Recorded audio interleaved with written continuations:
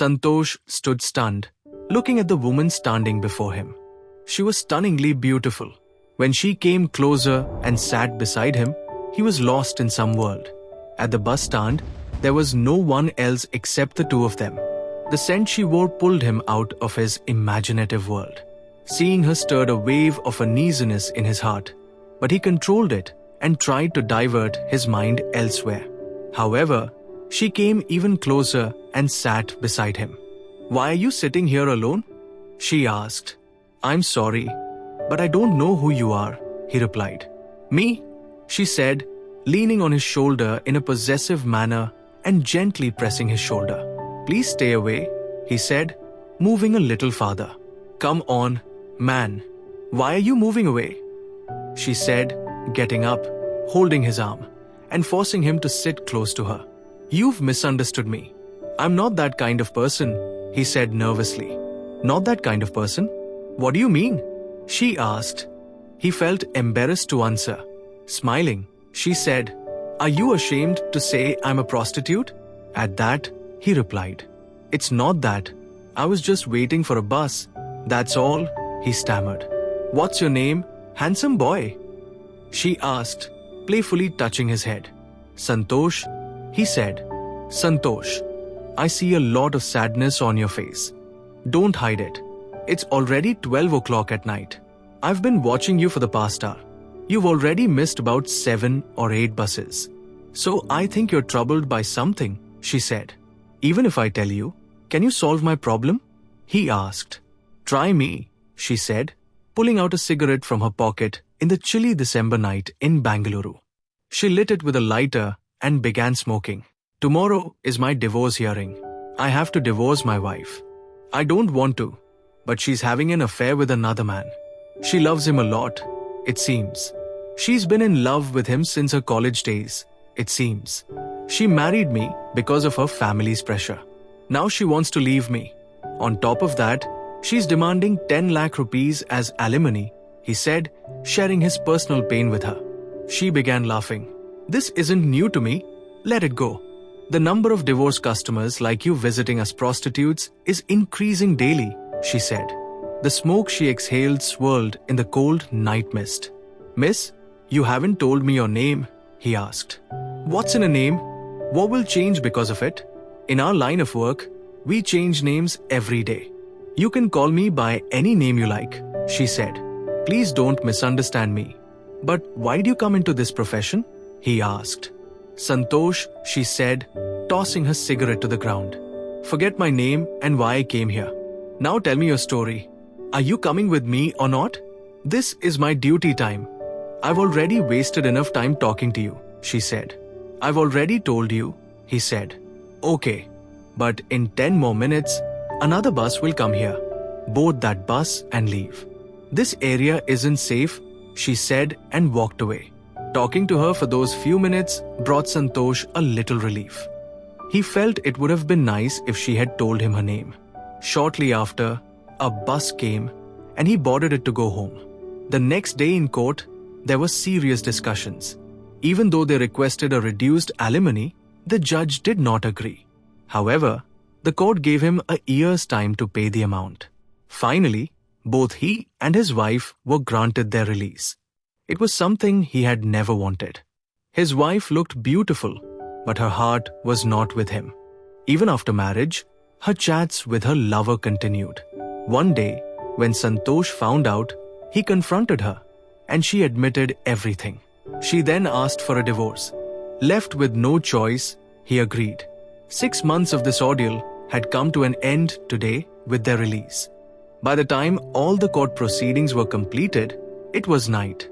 Feeling hopeless and lonely, he left the court. His wife had left without even saying goodbye. Santhosh hadn't eaten anything since morning, and his stomach growled in hunger. He ate to satisfy that hunger, but still didn't feel like going home. He was so frustrated with his life. As he walked on the road, lost in thought, he decided to watch a movie. Looking at the time, he realized the next show would start in 10 minutes. He saw a nearby theater, but didn't check which movie it was or the theater's name. He bought a ticket, went inside, and sat down. For the next 3 hours, only his body was present there. His mind was still replaying the conversation with the prostitute from the previous night and today's court events regarding his divorce. When the movie ended, he came out, but he still didn't feel like going home. He walked a little further, thinking about the same bus stand where he had seen her the previous night. She hadn't told him her name. She looked beautiful and had spoken so nicely. But why did she end up in such a profession? Poor girl. He thought he should meet her again and learn more about her.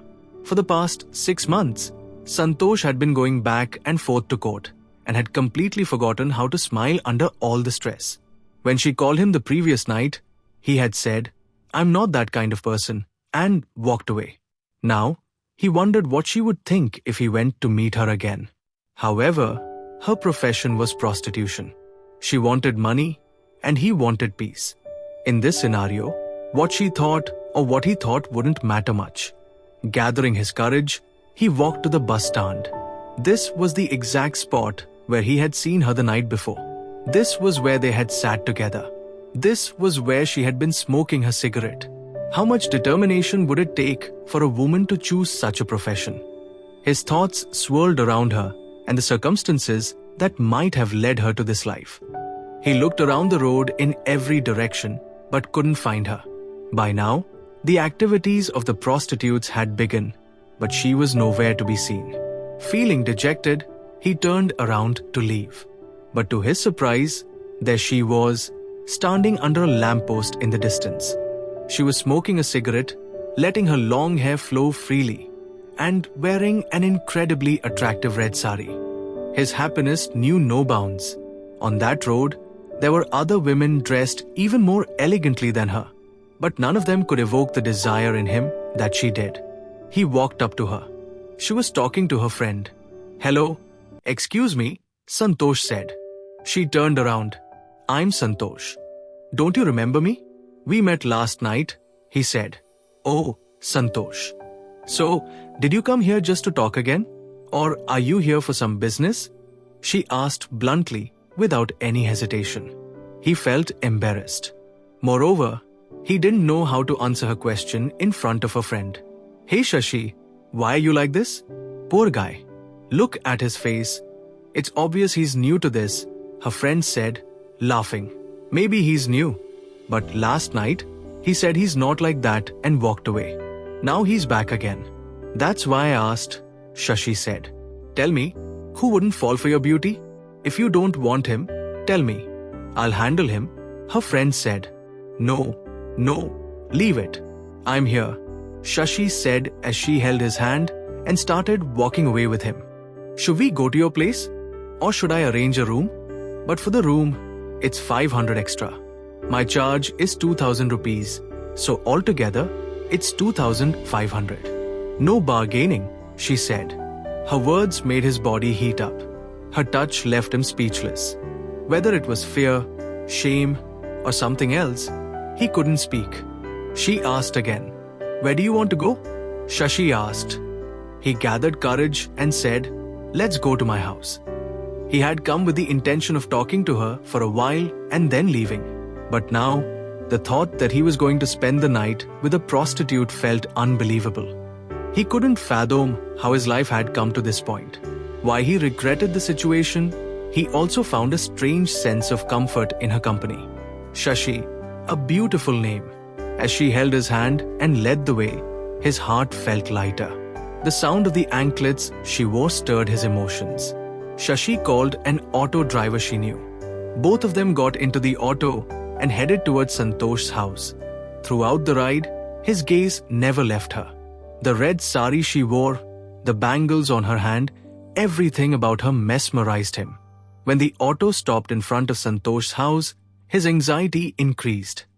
He was afraid of what the neighbors might think. "Wait here," he said, stepping out of the auto. He quickly went inside, got the keys, and came back. He paid the auto fare and led her into the house, shutting the door behind him.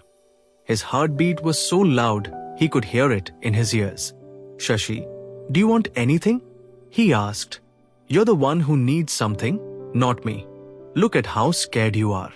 You're sweating all over as if you've run a marathon, she said. Santhosh went straight to the kitchen, poured himself a glass of water, and drank it all in one go.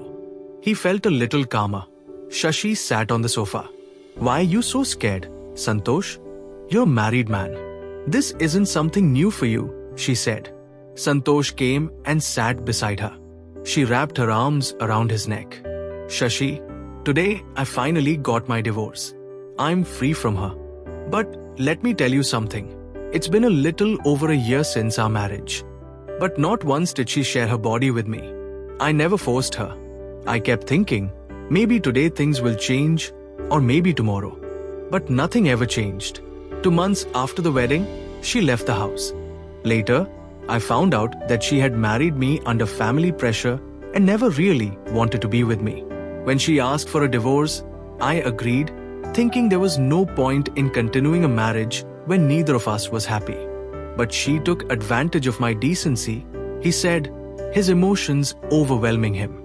Did you never have any physical relationship with your wife? Shashi asked, wiping away his tears. Hearing her question, he broke down even more. He cried like a child, leaning on her shoulder. Through his sobs, he said, Shashi, how can I say this, especially as a man? Nobody here has ever asked me if I was happy or not. Only I know the pain I've been through for the past year. And I don't even have anyone to share my feelings with. His tears soaked her clothes. Shashi, today I'll tell you the truth. I'm still a virgin. Even though I was married, I'm still a virgin, he said, and his crying intensified. Shashi was silent. She didn't know what to do. Every day, countless men came to her seeking physical pleasure. But this was the first time someone had brought her to his house and poured out his heart. She didn't know how to console him. Santhosh placed his head on her lap, curled up, and lay there. If he didn't completely let out his pain, she feared he might break further. So, she stroked his head gently, trying to calm him. I'm a human being too, Shashi. I have desires. But why did she misuse my kindness? She never slept with me, not even once. She never spoke a kind word to me. And yet, she demanded 10 lakhs in alimony. The court even approved it. Nobody in the court even asked her once whether she gave me mental and physical happiness. What kind of justice is this? You tell me, he said. Santhosh, it's enough. Calm down. I know there's so much pain in your heart. But this isn't the time to recall it all. Let out as much of your pain as you can by crying, she said, her own eyes filling with tears. Hearing her words, his sorrow overflowed further. His tears dripped from his eyelashes. He cried for a long time until his tears dried up. And finally, he felt a sense of relief. He sat up. Shashi brought him some water, but he refused. However, she insisted and made him drink it. After he drank a couple of sips, Shashi placed the glass on the table and used the edge of her saree to wipe the sweat and tears from his face. His eyes met hers, and at that moment, he felt an overwhelming desire to lose himself in her. He couldn't look away from her face.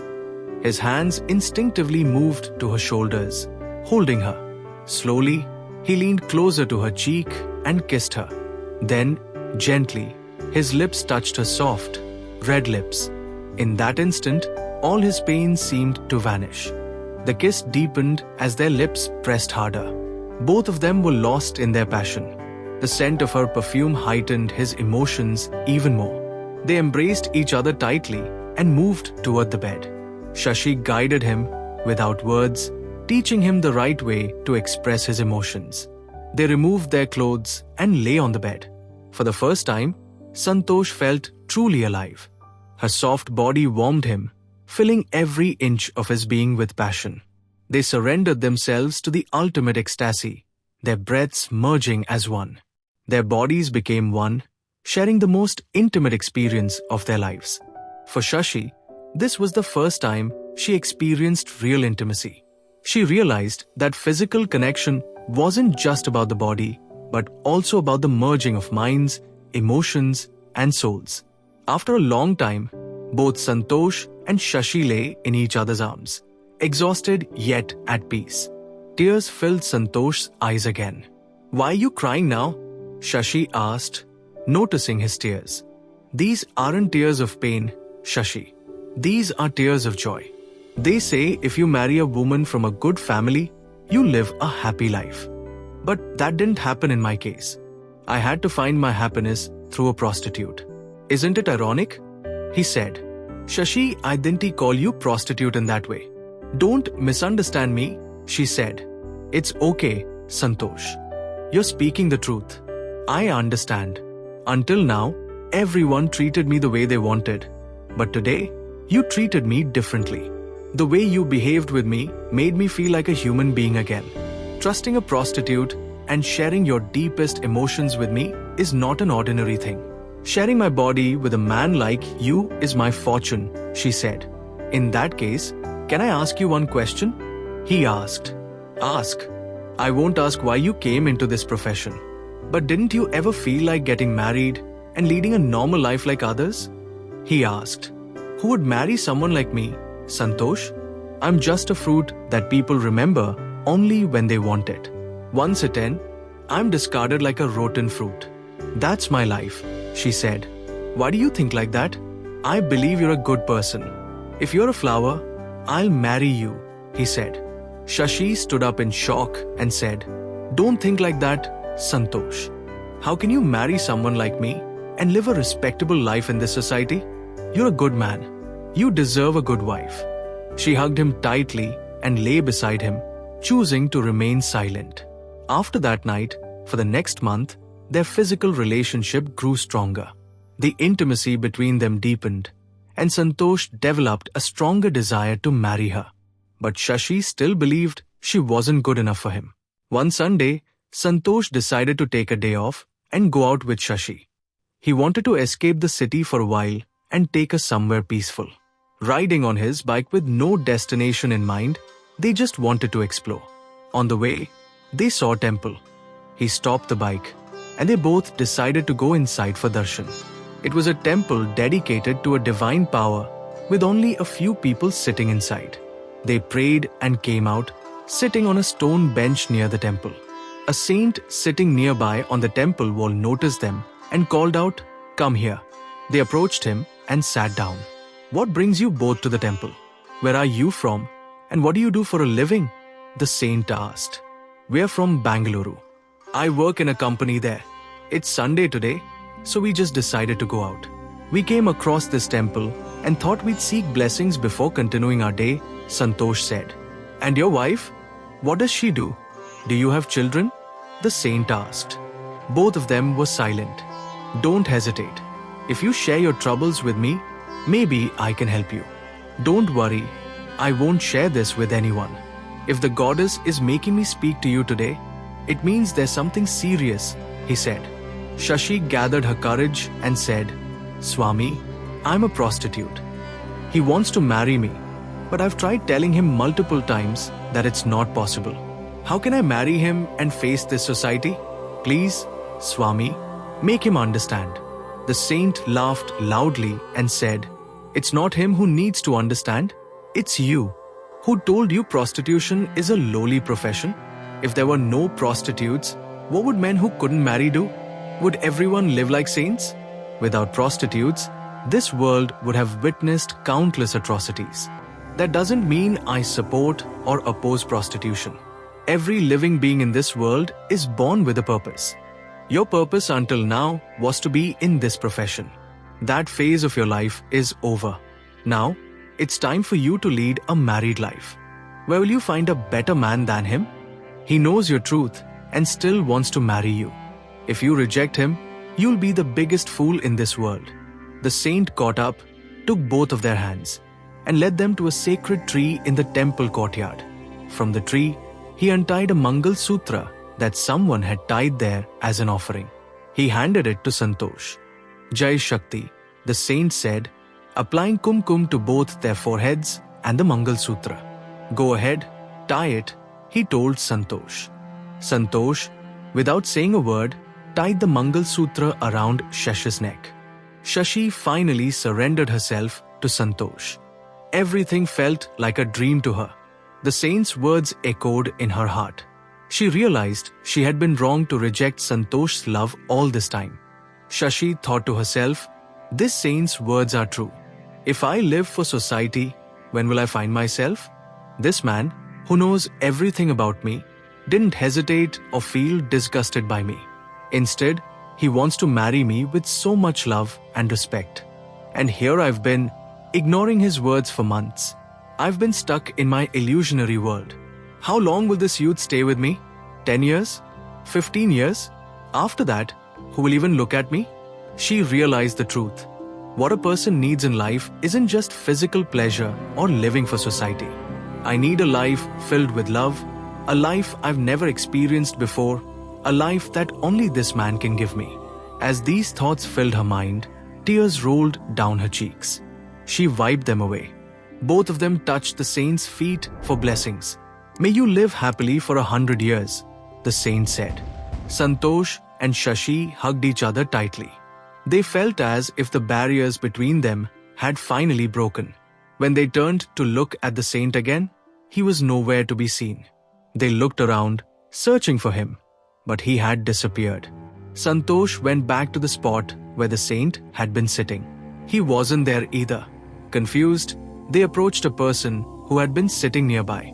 "There was a saint here just now. Did you see where he went?" Santhosh asked. "There's no saint here. I've been sitting here since morning, and I haven't seen anyone," the man replied. Hearing this, Santhosh and Shashi were astonished. They realized that some divine force had brought them together and blessed their union.